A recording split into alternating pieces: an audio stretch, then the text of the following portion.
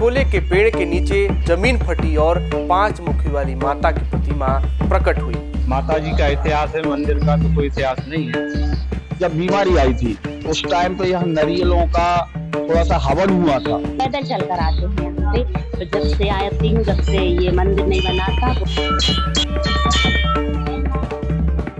नमस्कार, मैं नीरज द्विवेदी हूं और टीवी 27 न्यूज के सभी दर्शकों को नवरात्रि की हार्दिक बधाई व शुभकामनाएं।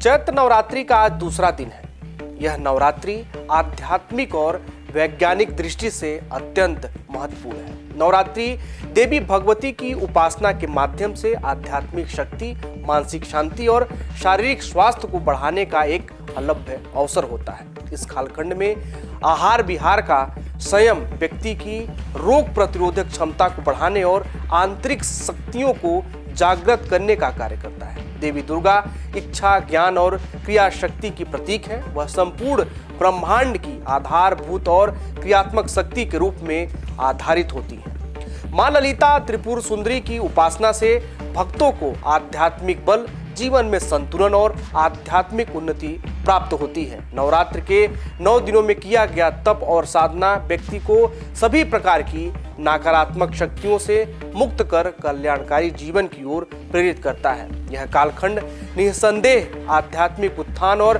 व्यक्तिगत विकास के लिए अत्यंत उपयोगी सिद्ध होता है। ऐसे में आज सभी दर्शकों को मध्य प्रदेश के रायसेन में विराजी मां छोले वाली माता की महिमा के बारे में बताने वाला हूं, जिनके दर्शन मात्र से समस्त कष्टों का निवारण हो जाता है। उनके दर्शन के लिए दूर दराज से श्रद्धालु आकर अपनी अर्जी लगाते हैं। देखिए ये खास रिपोर्ट।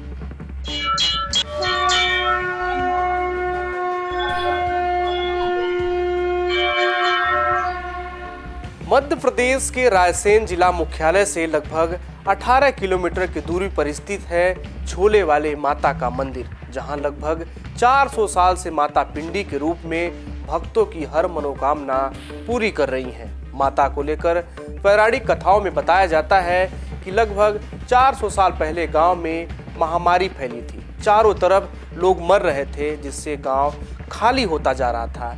एक दिन 3 लोगों की अंतिम यात्रा के दौरान रास्ते में एक संत मिले। संत ने जब एक साथ 3 शव यात्रा देखी तो उन्होंने ग्रामीणों से पूछा कि ये क्या हो गया।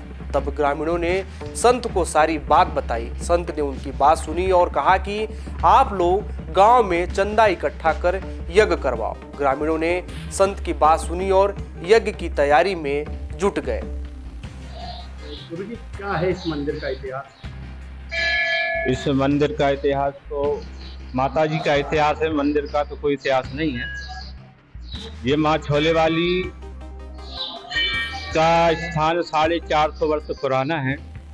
कहते हैं यहाँ पहले 450 वर्ष पहले यहाँ एक महामारी आई थी, और महामारी आई थी तो यहाँ एक मरता था, दूसरे की अर्थी तैयारी करते थे, दूसरे को जलाकर आते, तीसरे की अर्थी तैयार करते थे।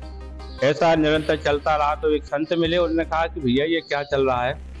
तो कहा कि ऐसा महामारी का हमारे यहाँ सिलसिला चल रहा है कि इसे रोकने के लिए आप यज्ञ करिए, इसमें सूखे नारियल की भेंट चढ़ाएंगे, आहुति छोड़ेंगे, इसके बाद में आपकी जो महामारी का जो है सिलसिला खत्म हो जाएगा।